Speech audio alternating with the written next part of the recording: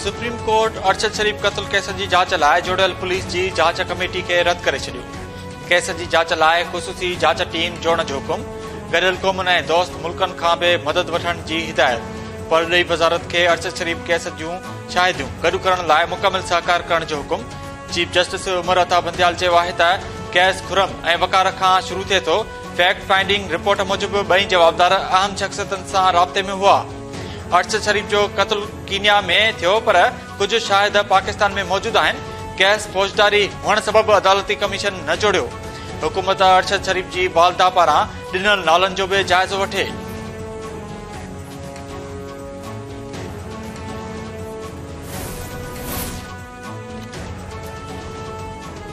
सहाफ़ी अरशद शरीफ जो कत्ल रिथाबंदी तहत कयो वियो। घर वज़ारत जी फैक्ट फाइंडिंग कमेटी जी रिपोर्ट मूजिबि अरशद शरीफ जो कत्ल सुञाणप जी ग़लती न पर रिथाबंदी सां थियल मंसूबो आहे, जंहिंमें परॾेही रहंदड़ मुलविस थी सघनि था।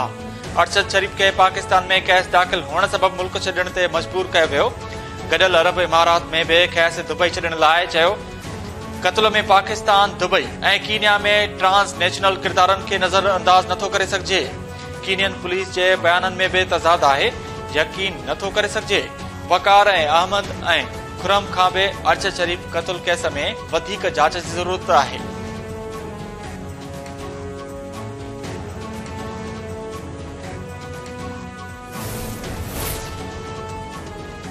नाणे वारे वफ़ाक़ी वज़ीर इसाक डार जी सदर आरिफ अलवी सां मुलाक़ात। मुल्की सियासी ऐं मुआशी सूरतहाल ते ॻाल्हियूं। ज़रनि मूजिबि मुलाक़ात दौरान पीटीआई जे असेंबलियूं टोड़ण ऐं इस्तीफ़ा वारे ऐलान ते बि ॻाल्हि ॿोल कई वई। दरामदी बिल खटाइण ते पंजाब ऐं केपी हुकूमतुनि विच में सहकार ते बि गौर थियो। इसाक डार IMF मुआहिदे ते अमल लाइ पीटीआई खां सहकार बि घुरियो। सदर पीटीआई क़यादत सां राब्तो करण जो वाइदो करे छॾियो।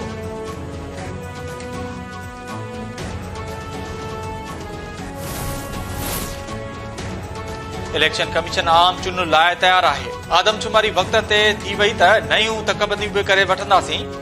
Chief election commissioner Sikandar Sultan Raja चयो आहे त मूं पंहिंजी मुक़ररी लाइ कंहिंखे दरख़्वास्त न ॾिनी हुई। नामज़दगी ते पीटीआई जो थोराइतो आहियां। इलेक्ट्रॉनिक वोटिंग मशीन जो सभ खां वॾो हामी आहियां। पंजाब में मकानी चूंडनि दौरान EVM जो इस्तेमाल नामुमकिन आहे। पंजाब में इलेक्ट्रिक वोटिंग कानून बावजूद पंहिंजा अख़्तियार इस्तेमाल कंदासीं।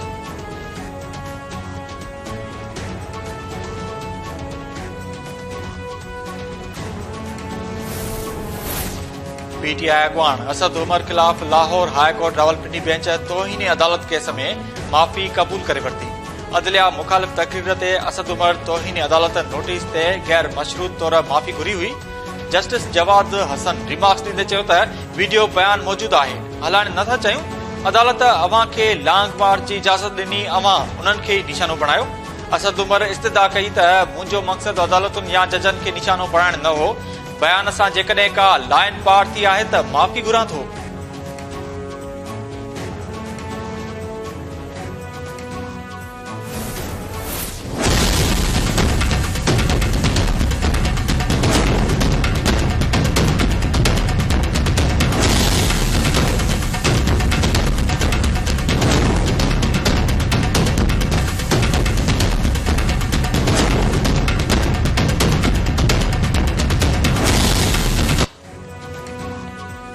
Hyderabad Sukkur motorway mega corruption case जी जांच सुस्त रफ्तारी जो शिकार।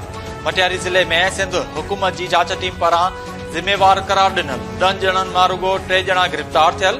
7 ॼणा अञा ताईं पकड़ में न आया। जांच कमेटी पारां DC ऑफिस मटियारी जे ज़िम्मेवार करार ॾिनल क्लर्क जुड़ियल छा सिंध बैंक जो ऑपरेशनल मैनेजर मीर मोहम्मद सुहाग, तपेदार अल्लाह बख्श भयो ऐं ठेकेदार रहमतुल्लाह सोलंकी गिरफ़्तार न थिया। मटियारी जो अॻूणो DC अदनान राशिद, SC मंसूर अब्बासी ऐं ताबिश शाह गिरफ़्तार थियल।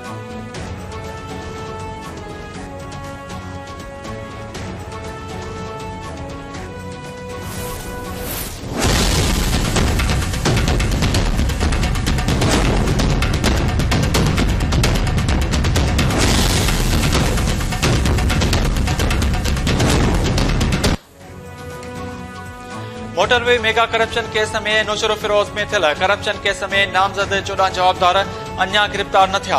गिरफ़्तार थियल 6 ॼणनि मां 1 ॼणे सजाद मेमण खे दिल जो दौरो सेवण मुंतकिल। परडे फरार थियल डीसी तशबीन आलम, ठेकेदार खालिद चनो, रहमतुल्लाह सोलंकी, मुख्तियार कार शफीक सुमरो, न्याज हुजण क्लर्क गफार डीपर, तपेदार ठारू खान पहोड़, तपेदार तनवीर मला, असगर जतोई, जवार शाह जीशान लाड़िक, अता हुसैन सेतो, स्टाम्प वेंडर सिराज मेमण, अली अहमद सुमरो ऐं नोटरी पब्लिक अब्दुल गफार मरी गिरफ्तार थी न सघिया।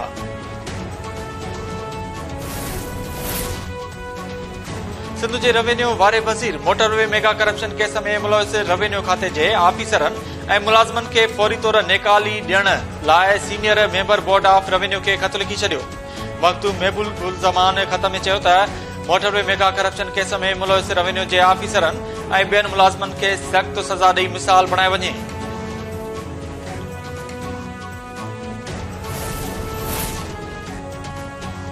वज़ीर आज़म जे पुट सुलेमान शहबाज जो हिफ़ाज़ती ज़मानत लाइ इस्लामाबाद हाई कोर्ट सां राब्तो। सुलेमान शहबाज वकील मार्फत इस्लामाबाद हाई कोर्ट में दरख़्वास्त दाख़िल कराए छॾी। FI सर्कल में दाख़िल केस में 2 हफ़्तनि लाइ हिफ़ाज़ती ज़मानत ॾियण जी इस्तदा। सुलेमान शहबाज ख़िलाफ़ FI लाहौर सर्कल में केस दाख़िल आहे।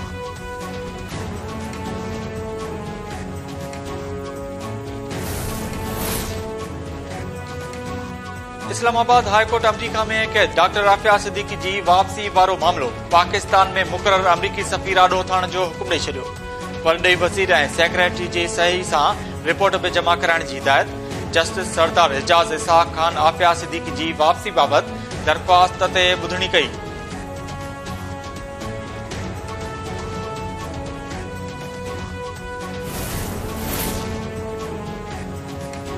पंजाब हुकूमत लाहौर में स्मॉग सबब हफ़्ते में 3 ॾींहं स्कूल बंदि रखण जो हुकुम ॾेई छॾियो।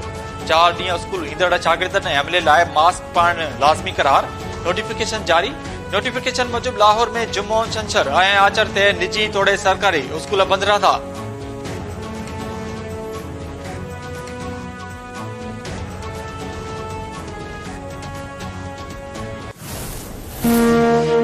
छोकरे खे गोली हणी क़तल करे छॾियो अथनि।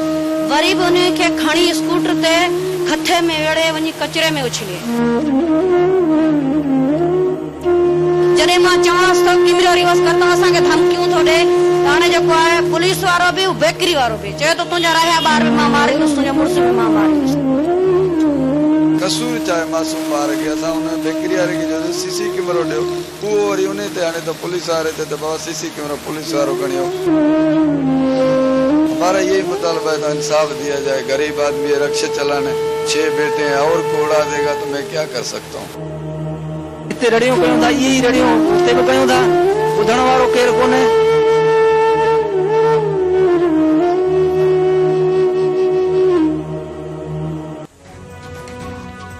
कराची जी ॾखण पुलिस क्लिप्टन ते मौत मुतासिर निगर खे क़त्ल कंदड़ जवाबदार खे गिरफ़्तार करण में नाकाम। वाटसन जो एहतजाज। मक़तूल निगर जे वाटसन जो चवणु आहे त क्लिप्टन जहिड़े पौश एरिया में मासूम खे क़त्ल कयो वियो। ॾखण पुलिस ॼाण हुअण बावजूद जवाबदारनि खे गिरफ़्तार न करे रही आहे।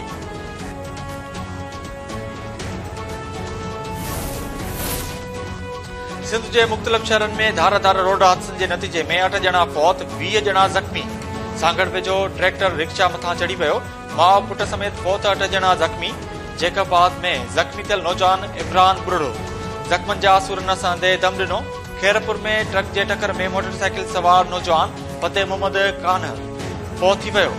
नौशरो फिरोज में गाड़ी जे टकर में नौजवान फौत, ड्राइवर फरार। कोटड़ी में ज़ख़्मी थियल फुलजी वासी नौजवान मज़हर अली खोखर दम ॾेई छॾियो। कंडियारो वेझो मोटरसाइकिल ऐं वैन जे टकर में मुश्ताक शाह फौत। न्यू सईदाबाद, सहाड़ी ऐं सामारो भरिसां रोड हादसनि में 13 ॼणा ज़ख़्मी अस्पताल मुंतक़िल। थाणे बुलाखान में मुसाफ़िर वैन कल्टी, 1 ॼणो फौत, 10 ज़ख़्मी।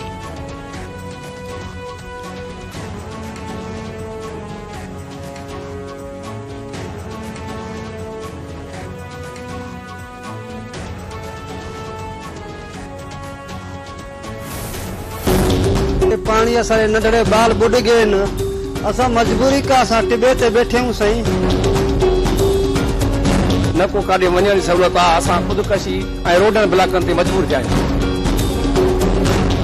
तूं मरनि था पाले में, हाणे काॾे वञूं असां ग़रीब, किथे ॿार अचड़ा वठी वञूं। पाणी असांजी छोकिरी वटि रहियो, गोॾी तव्हांजो अहसान भलाई आहे। लेकिन पानी कोई लह ही नहीं कर सकता। गढ़ी खिरो जे यूसी इलाहाबाद जो ॻोठ मुरीद भट्टी 5 महीननि खां बोर्ड जे पाणी में बुॾल। रहवासियुनि जो अचण वञण बि मुहाल थी वियो।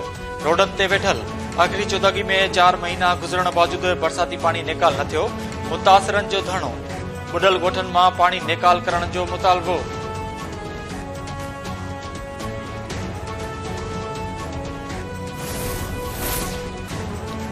नवाबशाह जी अदालत पीपल्स मेडिकल यूनिवर्सिटी नवाबशाह जी शागिर्दाणी परवीन रिंद जा ज़मानत थियण जोगा गिरफ़्तारी वारंट जारी करे छॾिया। SSP दादू खे ईंदड़ ॿुधणी ते परवीन रिंद खे पेश करण जो हुकुम। अदालत केस जी ॿुधणी 16 डिसंबर ताईं मुलतवी करे छॾी।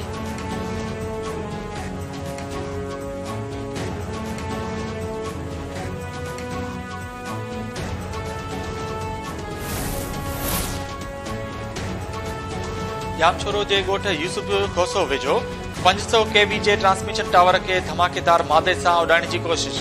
इतलाह ते पुलिस ऐं अहलकार ऐं बम डिस्पोजल स्क्वाड वाक़े वारे हंध अची विया। मुआइनो NTDC तर्जुमान चयो आहे त धमाके सबब टावर जे चैन पिलरनि खे जुज़वी तौर नुक़सान थियो आहे।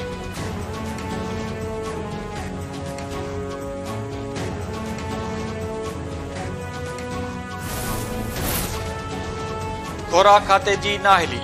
ठुल जे गोदामनि में पयल कणक ख़राब थी वई। गोदामनि में ख़राब थियल कणक खे पुरियत 9 बोरियुनि में भरे सिलाई वारो कम में रुधल। सान्या मदन धुरिन पारां फूड खाते जे अमलदारनि ख़िलाफ़ कार्रवाई करे ख़राब कणक जे मामले जी जांच कराइण जी घुर।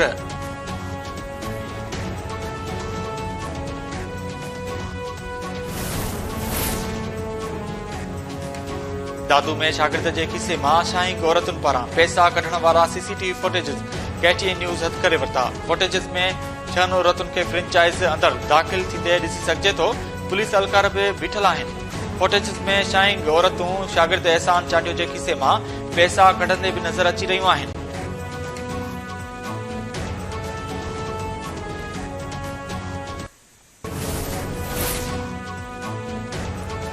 ऐं तलहार में पुरियतनि विच में वज़न खणण जो मुक़ाबिलो। पुरियत महबूब लगारी ऐं वका भोजदार विच में 102 किलो वज़नी बोरी खणण जो मुक़ाबिलो थियो। महबूब लगारी तलहार खां ॻोठ हाजी गुल हसन लगारी ताईं पुठीअ ते 102 किलो वज़नी चांवरनि जी बोरी खणी मुक़ाबिलो खटे वरितो।